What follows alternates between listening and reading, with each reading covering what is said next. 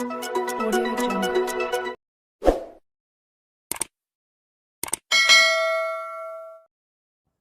Terima kasih kerana sudah menonton channel saya Bantuan-Bantuan Kerajaan. Sebelum itu, jangan lupa tekan butang share, like dan subscribe untuk lebih banyak info yang akan saya kongsikan. Untuk pesara kerajaan, ada satu isu yang sedang hangat diperkatakan sekarang ini. Betulkah pembayaran pencen bulan April akan diawalkan? Ada yang kata 14 hari bulan dan ada kata lain pula. Jadi dalam video ini, saya akan jelaskan tarikh sebenar berdasarkan sumber rasmi supaya anda tidak keliru dan boleh rancang kewangan dengan lebih baik. Sebelum kita pergi lebih jauh, penting untuk anda tahu tidak semua maklumat yang viral di WhatsApp atau Facebook itu tepat. Kalau salah tarikh, boleh beri kesan pada perancangan kewangan harian kita.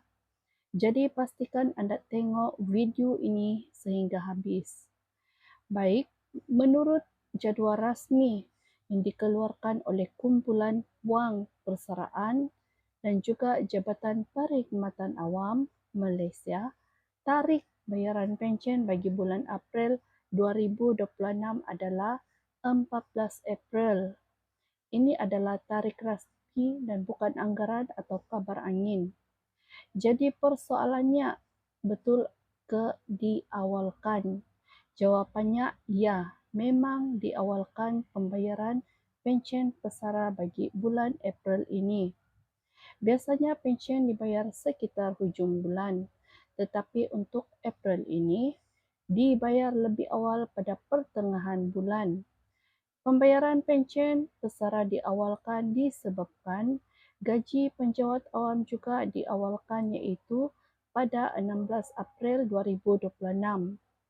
Kebiasaannya, gaji penjawat awam akan dibayar pada 25 hari bulan setiap bulan dan tarikh ini boleh dianggap sebagai tarikh standard yang digunakan hampir setiap bulan dan setiap tahun.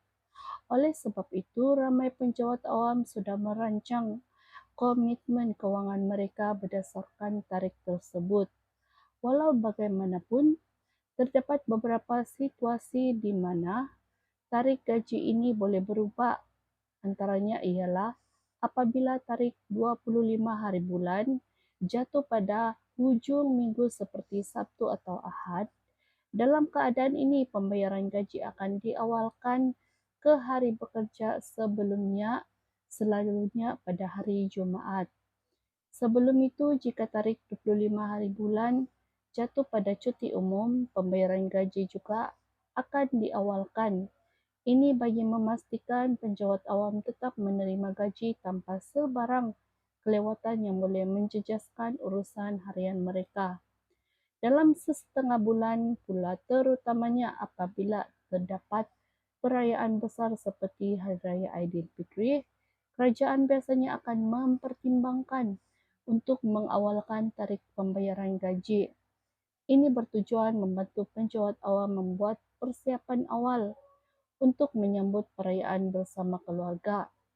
Sebagai contoh, dalam bulan perayaan gaji mungkin dibayar lebih awal. Kadangkala seawal pertengahan bulan, keadaan ini memberikan sedikit kelegaan kepada mereka yang perlu membuat perbelanjaan tambahan seperti membeli barangan keperluan, pakaian dan persiapan pulang ke kampung. Walaupun begitu, penting untuk dipahami bahawa tidak semua bulan akan mengalami perubahan tarikh. Kebanyakan bulan masih mengekalkan pembayaran pada 25 hari bulan seperti biasa. Oleh itu, penjawat awam dinasihatkan supaya sentiasa merujuk kepada jadual rasmi yang dikeluarkan setiap tahun oleh pihak berkuasa. Ini penting bagi mengelakkan kekeliruan, terutamanya apabila terdapat maklumat yang tidak tepat tersebar di media sosial. Selain itu, perancangan kewangan yang baik juga amat penting. Dengan mengetahui tarikh gaji yang tepat, seseorang boleh mengurus perbelanjaan dengan lebih teratur, mengelakkan perbanjiran dan memastikan keperluan bulanan sentiasa mencukupi. Kesimpulannya, tarikh gaji pejabat awam di Malaysia secara amnya adalah 25 hari bulan setiap bulan. Namun dia boleh berubah bergantung kepada faktor seperti hujung minggu, cuti umum dan perayaan tertentu.